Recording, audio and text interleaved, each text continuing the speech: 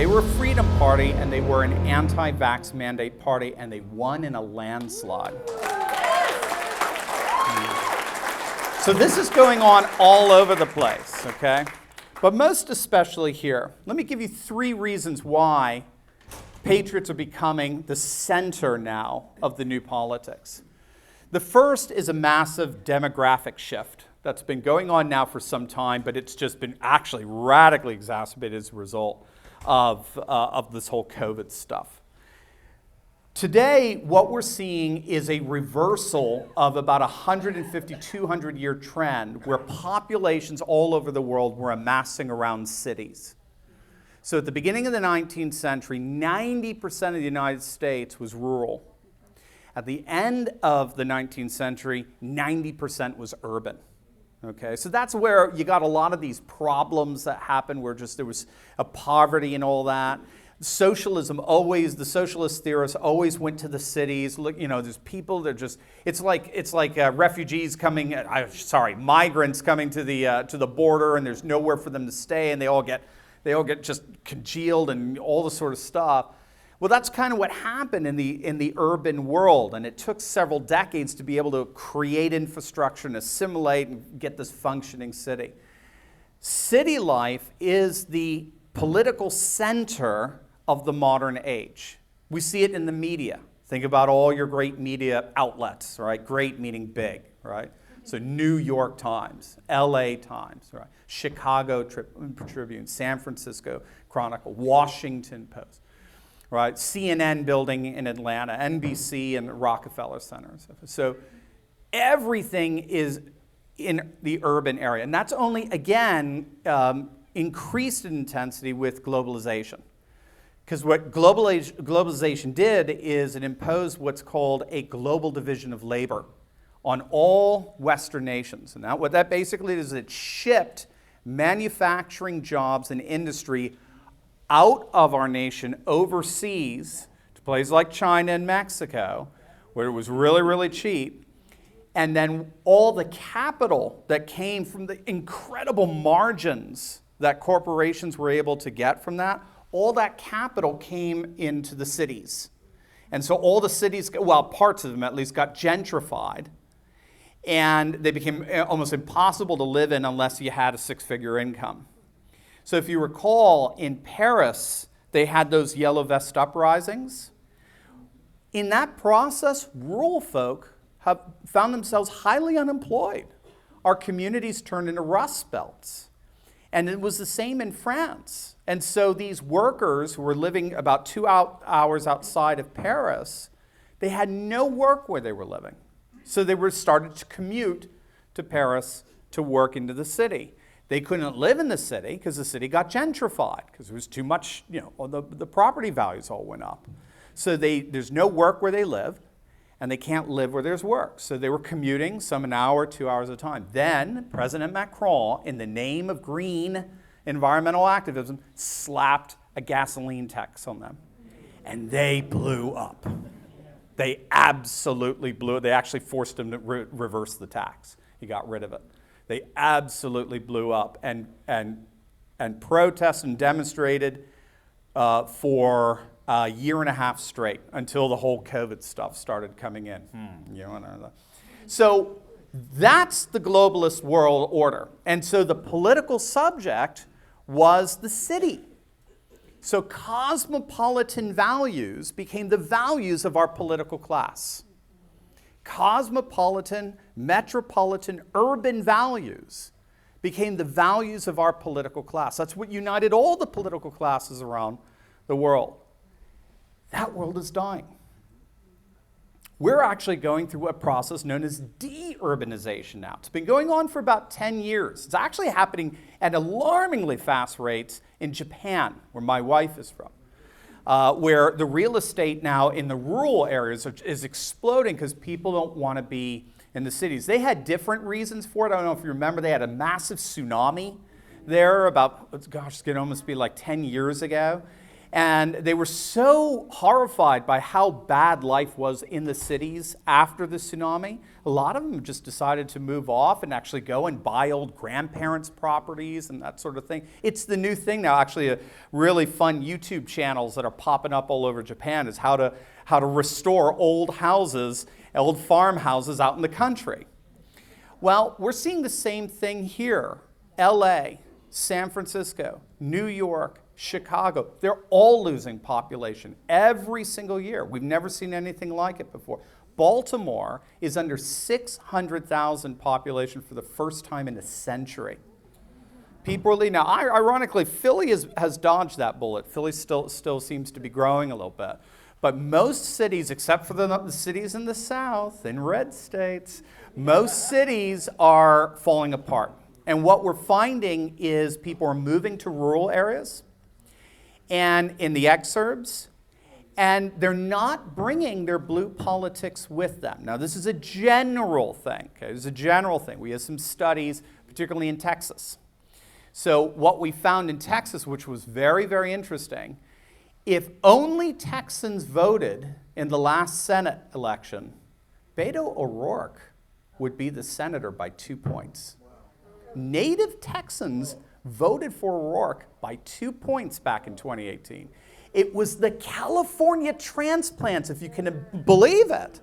It was the California transplants that voted overwhelmingly for Ted Cruz. It was a fascinating study. The transplants, they're called leftugees. The transplants left California and they literally said, I never want to see that mess again. And they found a home in Texas. So what we're finding is that this demographic reorientation is now it's dislocating the centralized political subject from the urban area and then moving it now to the ex-urban area. And what kind of area is that? What kind of values do you see in Lancaster? Are they cosmopolitan, urbanized, metro values? Or are they values such as faith, family, freedom, tradition, custom, culture, hard work, thrift, Protestant work ethic? In other words, values that are eternal, that don't change every single day on TikTok. Right? But historically, that's what tradition is. Tradition is just a manifestation of eternity. And tradition is what keeps us grounded in what matters in life. And that's why tradition is every bit as important today as it was years ago. So that's the first thing that's happening. We're seeing politics realign around exurbia, and urban life is becoming increasingly irrelevant. But the second thing we're seeing here is there's a political realignment around education. Well, maybe I should put this in a different way, because keep in mind, I was a prof for 20 years. We're seeing the partisanization of college grads and non-college grads. College grads historically tended to, like in the 70s, 80s, they tended to actually be more Republican. You know, they try to keep taxes low and, you know, almost kind of a libertarian sort of thing. Ironically, from our vantage point, non-college grads tended to be Democrat. Right? Iowa's about 80% non-college grad. They voted for Dukakis. They were one of the most reliably blue states in the Union. Okay? Now, this is going back to the FDR days, right? And the New Deal, and where the Republican Party tended to be associated with, you know, bankers and special interests and everything like that, you know, kind of like neocons today and all. And so they saw the farm-based Democrat as a way of countering that kind of influence over the laws. What we're finding is those two groups are switching. So what we're finding is that the college grad has got radically, what's the word you want to use? Insane, nuts. let's just call it indoctrinated, okay? The college grads gotten radically indoctrinated, and the college grads were finding, for example, in Brexit surveys, again, this is going on all over the world. So if you remember Brexit, when Britain voted to leave the EU, vast majority of college grads voted to stay. They love the EU. They love the bullies in Brussels, right? Liberals don't care what you do as long as it's mandatory, right? So I owe that to Charles Crownhammer. I didn't make that up. So now they're becoming Democrats, overwhelmingly Democrat. Okay, Youngkin lost college grads. Notice I didn't say college educated. College grads. All right.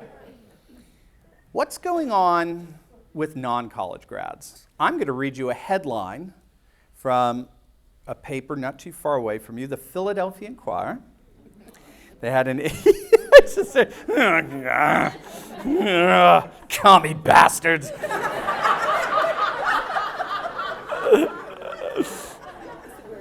Here's the title of the article: "The New Political Driver's Seat."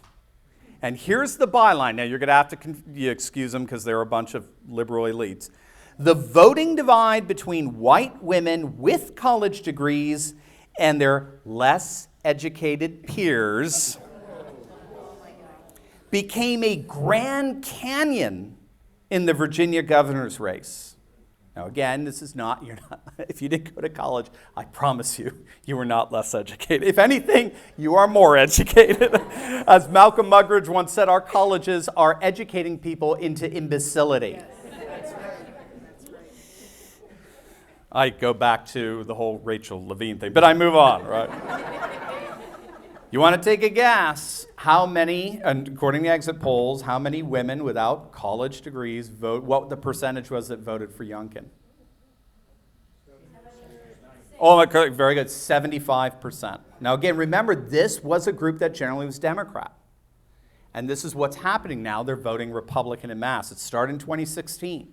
That's what took Hillary by surprise. She never dreamed that was going to happen. If Hillary had gotten the same amount of black votes that Obama got, she still would have lost, because she lost whites without college degrees so much. Remember, you had nearly 200 counties in Wisconsin, Iowa, Michigan, and Pennsylvania, right? Almost Minnesota too. It's almost a clean sweep. It's known as the blue wall for the Democrats. One of the most reliable walls out there of votes for them. Almost those 200 counties, for the first time since 1984, since Walter Mondale's fiasco, voted for a Republican. They voted Democrat. In every single election, voted Republican for Trump, some by a 20-point margin. And then you want to know something? How many know what the percentage is of our population that's college grad?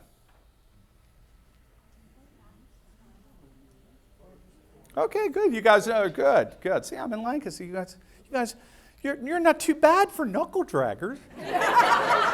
This is very good. Yeah, it's about 35%, which means non-college grads make up a pretty big voting bloc.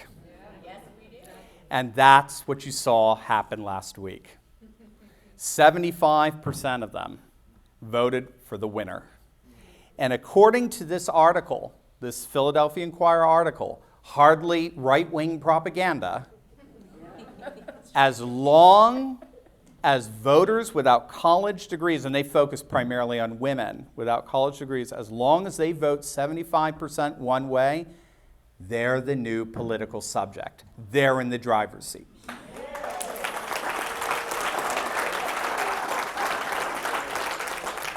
It's simply a numbers game. You can't beat them.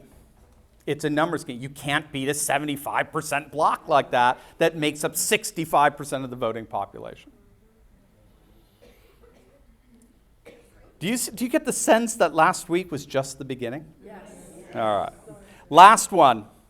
So your first one is your demographic change, right? Then you have your college versus non-college grad partisanization. And then third, you have your demographic revolution. And we talked about this the last time I was here. Well, it was the first time.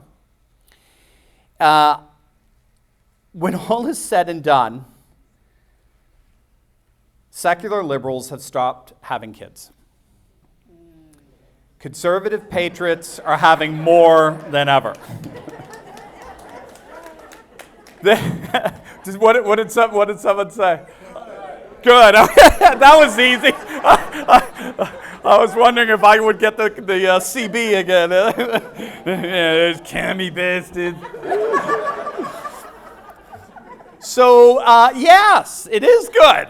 They've stopped having kids. You see, there's a problem when you don't reproduce. Just ask the Shakers. It doesn't really shake out for you very well. So, in rural America, back in 2009, the fertility discrepancy between rural America and cosmopolitan America was about 5%, okay? Obviously in favor of rural America. Today, it's increased 300%. It's at 15%. Okay? So rural America seems to understand something that cosmopolitan America doesn't quite understand, with all of its fun alternative lifestyle values. Family's the foundation of civilization. Yes.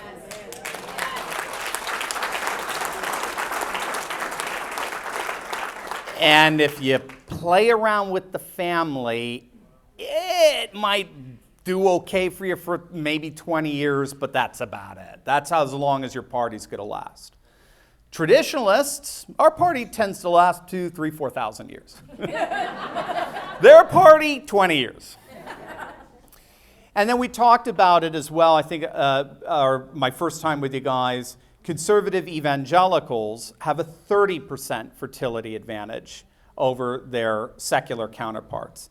And if you don't know, the way it works, if you've got a population evenly split, so 50% conservative evangelical, 50% secular liberal, if the conservative evangelical has a 50% fertility advantage, in one generation, 20 years, that 50-50 population becomes 60-40. In 2 generations, 75-25. And in 10 generations, 200 years, 99-1. And we're already seeing it. You live in an area where a group doubles every 20 years, and it ain't because of conversions. And God bless them. By the way, you know, they're voting like overwhelmingly Republican right now. You know? Conservative Mormons, who vote about 99% Republican, they grow by 40% every 10 years. Okay? So when you combine, does anyone want to take a guess how many Amish they believe, demographers believe are going to be, if they can, these population growth trends have been going on for 150 years. There's no sign they're stopping, okay? You want to take a guess how many Amish they think are going to be around at the end of the century? It's going to blow your brain. I don't know where they're going to put all the horse and buggies. 300 million.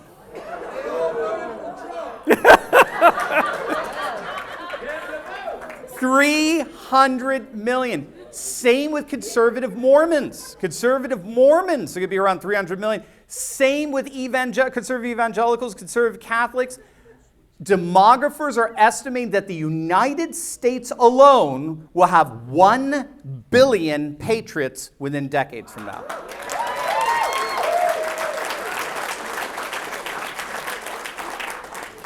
How can anyone despair? How can anyone despair? I know the one thing everyone says, well, they don't need to have kids. They've got ours. They're going to make ours woke. And I mean, I hear it all the time, right? Professors will say that. Professors say, we don't need to have children. We got yours. We'll get them in college. Well, yeah, they've done a grisly job with some of our kids, sure. But the data's in. And what we're finding is that the more conservative the family, the more the child retains the conservatism into adulthood. The Amish are proof. The conservative Mormons are proof. The conservative evangelicals are proof. There's no way around. I mean, the Amish ain't doubling because, Rumspringer claims 90% of their kids. All right? They stay in. The more conservative, the more they retain the faith, and the more conservative, the more kids. So, it looks like we're at the beginning of an amazing adventure. So get strapped in, get ready. You know it's going to be hard. You know the other side, the old world, the legacy world, has all the levers of cultural power. You know that, just like they did in the Soviet Union. Okay? Ironically, it's Eastern Europe and Russia that are the most conservative populations in Europe right now. Communism is gone and dead. It's moved over west. Putin actually said that. He had a speech the other day saying, when I hear you woke people talk, kind of reminds me of the Leninism I learned at school. You may want to rethink this stuff. It's not going to turn out too good for you guys. So it's good. It's not a straight line. There's going to be lots of problems and bumps along the way, but make no mistake, the world is moving in our direction, and you are at the center of it.